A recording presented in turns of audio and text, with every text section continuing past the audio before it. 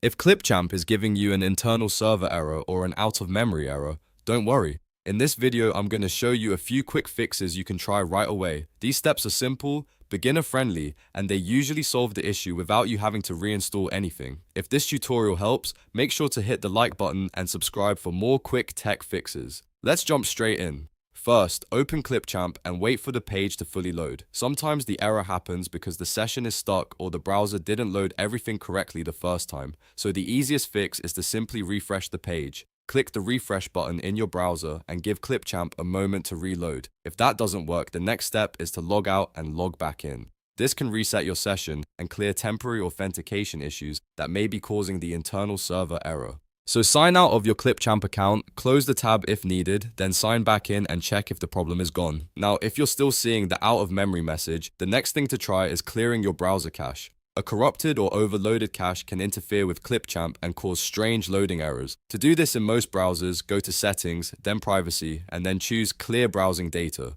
Make sure you clear cached images and files, and if needed, clear cookies as well. After that, reopen Clipchamp and test it again. Another great fix is to use Incognito mode. This is helpful because Incognito windows usually start with a clean browsing session and avoid many extension-related or cache-related problems. To do that, open your browser menu and select New Incognito window. Then go back to Clipchamp, sign in again, and see if the error still appears. If the problem continues, try switching browsers. Clipchamp works well in Chrome and Edge, but sometimes one browser may have an issue that another one doesn't. So if you're using Chrome, try Edge. If you're using Edge, try Chrome. This simple change can often fix internal server errors and memory-related problems immediately. If none of those steps work on the first try, go back and test them again in order, because sometimes the issue is temporary and clears after a fresh login or a clean browser session.